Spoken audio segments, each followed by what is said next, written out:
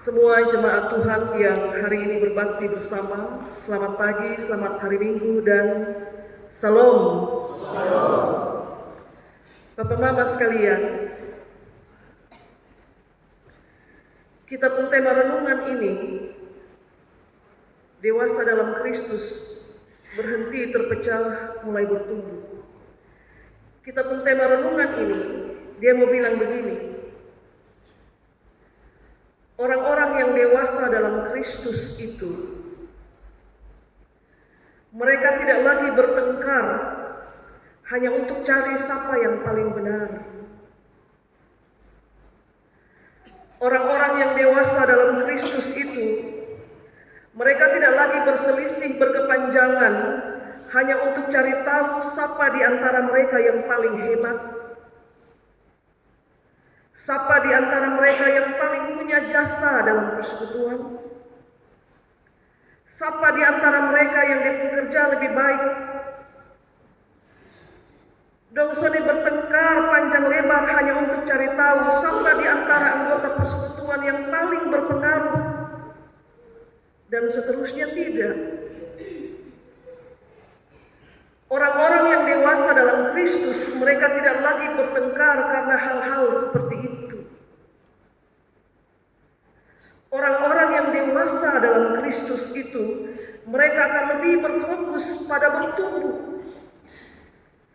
Mereka memusatkan seluruh fokus mereka untuk bertumbuh, ketimbang mereka bertengkar sampai pecah. Pengalaman pelayanan dalam persekutuan membuktikan banyak sekali perpecahan dalam jemaat karena orang-orang saling bertengkar untuk hal-hal yang sebenarnya tidak perlu dipertengkarkan.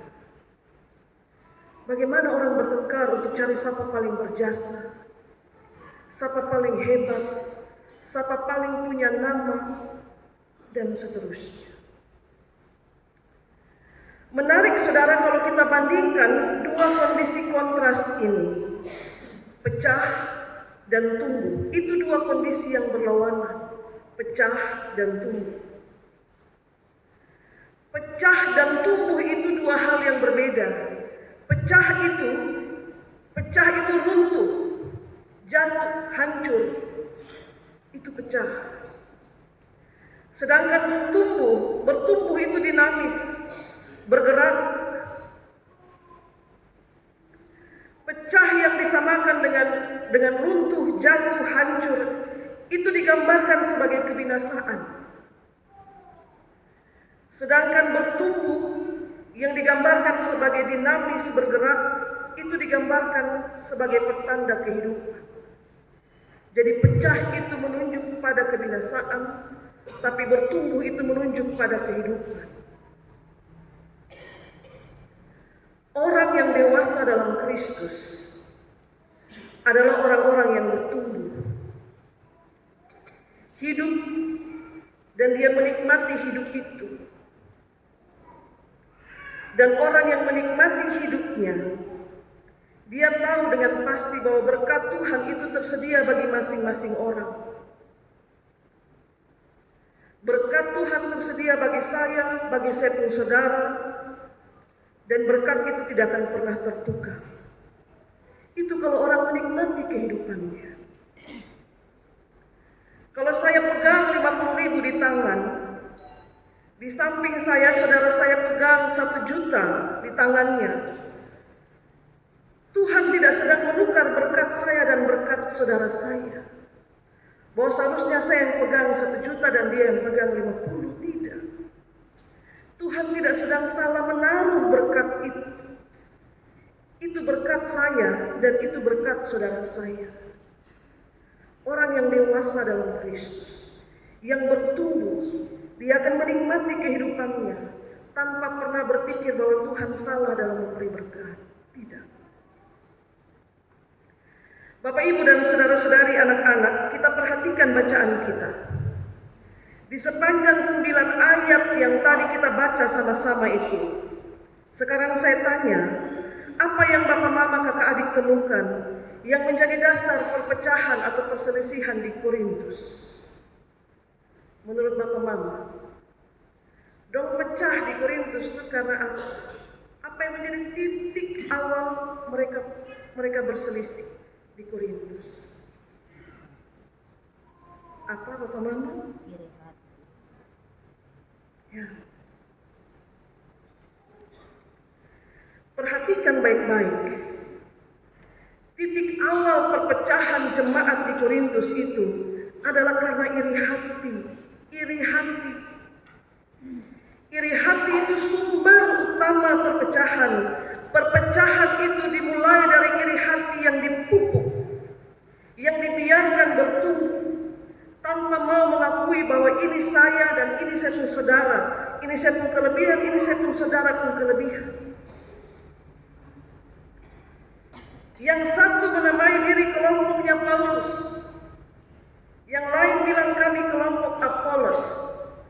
Kelompok Paulus bilang kami lebih baik dari Apolos. Kelompok Apolos bilang kami lebih baik daripada Paulus. Ini persekutuan pecah, Bapak Ibu. Karena satu bilang kami di sini, satu bilang kami di sini. Sama dengan kalau di Getsemani bilang kami suka Mama Pendeta Magdel, yang lain bilang kami suka Ibu Nini, begitu. Dan mulai satu ambil bagian, yang Mama Pendeta Magdel yang bilang suka dong pergi kumpul rame-rame, yang Mama Pendeta Nini pun yang suka dong pergi kumpul rame-rame. Pecah, Bapak Ibu.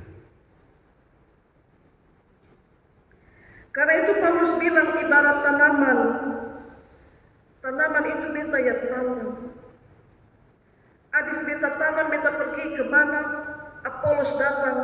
Dia tidak tanam tanaman baru. Itu tanaman yang beta tanam itu dia siram. Jadi beta tanam, Apolos datang dia siram. Lalu siapa yang kasih pertumbuhan dari tanaman yang sudah ditanam dan disiram itu? Tuhan. Tuhan yang kasih itu pertumbuhan. Kuasa untuk menumbuhkan itu kuasanya Tuhan.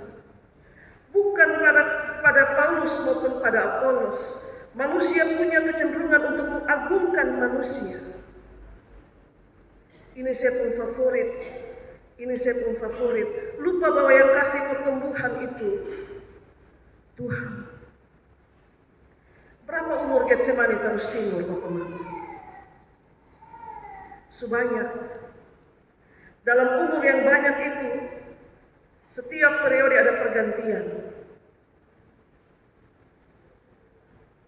Setiap orang ada masanya, dan setiap masa ada orangnya.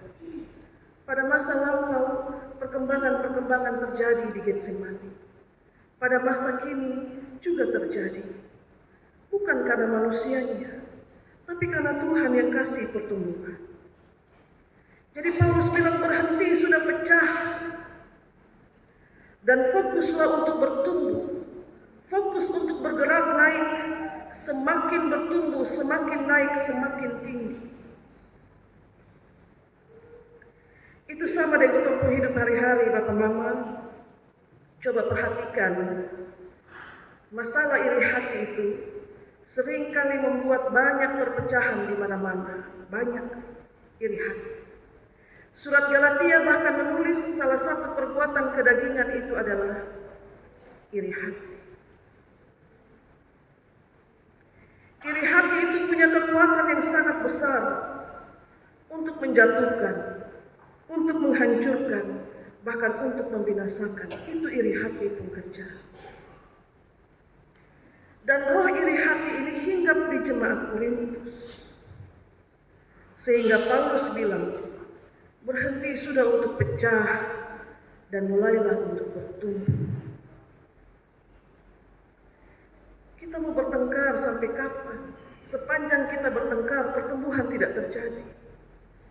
Justru ketika kita diam sama-sama dalam damai, pertumbuhan itu terjadi.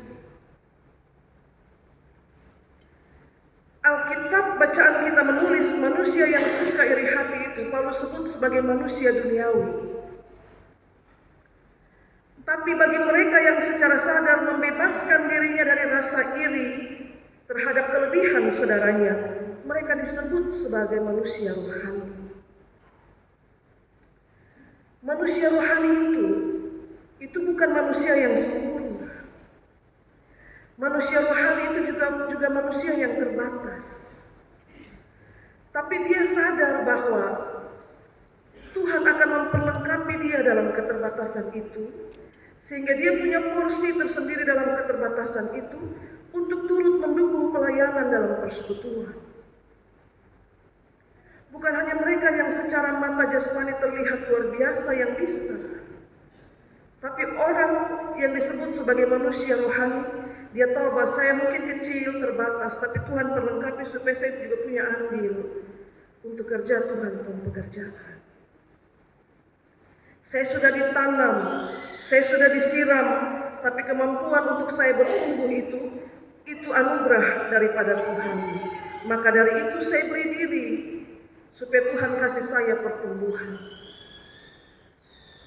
Dan percaya Bapak Mama, seorang manusia rohani yang fokus bertumbuh dalam konteks bacaan kita, yang memiliki fokus untuk bertumbuh, dia tidak akan punya rasa iri hati terhadap pencapaian yang dialami oleh saudara seimannya. Tidak akan. Bahwa dia akan melihat seluruh pencapaian itu adalah karena dia sedang kerja Tuhan dalam pekerjaan. Kalau saya minta Tuhan perlengkapi saya, Tuhan juga bisa memperlengkapi dia untuk bekerja bagi Tuhan.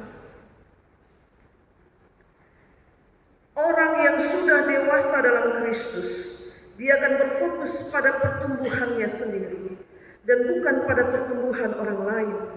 Karena baik pertumbuhan dia maupun pertumbuhan orang lain itu sama-sama Tuhan yang kasih. Pertumbuhan dia maupun pertumbuhan saudaranya itu Tuhan yang kasih.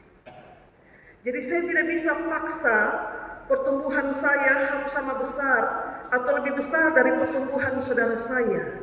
Saya tidak bisa paksa Tuhan. Karena yang kasih pertumbuhan itu Tuhan, begitu. Tuhan adil dalam segala pekerjaannya dan dalam setiap berkat yang dia suap. Jadi Tuhan kasih porsi Paulus untuk menanam. Tuhan kasih porsi Apolos untuk siram sampai di situ. Porsi untuk memberi pertumbuhan tidak bisa diberikan kepada mereka dua. Itu porsinya Tuhan. Bapak, Mama, dan saudara-saudari yang terkasih, kalau saya mengakui Tuhan sebagai yang maha adil, lantas kenapa saya harus iri hati dengan saudara saya? Kalau saya mengakui bahwa Tuhan memberi pertumbuhan, kenapa saya harus resah ketika saudara saya juga diberi pertumbuhan oleh Tuhan? Kalau saya diperlengkapi untuk kerja Tuhan untuk pekerjaan, kenapa saya harus marah kalau saudara saya juga diperlengkapi untuk kerja Tuhan untuk pekerjaan? Kalau saya dikasih 50.000 dan dia dikasih 1 juta, kenapa saya harus bilang Tuhan tidak adil? Bukankah kita menerima upah sesuai jerih lelah kita? Banyak perkara dalam kitab hidup hari-hari soal perselisihan. Di tempat kerja kita berselisih, di rumah tangga juga, di sawah kita berselisih karena air, karena pupuk dan seterusnya. Di kebun juga kita berselisih, di sekolah juga demikian. Anak-anak kecil bermain bersama, tiba-tiba mereka bertengkar. Banyak perkara. Tapi hari ini kita diingatkan, pekerjaan dari iri hati itu hanya untuk menjatuhkan, meruntuhkan, menghancurkan. Tapi orang-orang yang dewasa dalam iman, mereka tidak lagi bertengkar hanya untuk cari tahu siapa paling hebat, siapa paling berjasa, siapa paling baik, siapa paling benar, dan seterusnya.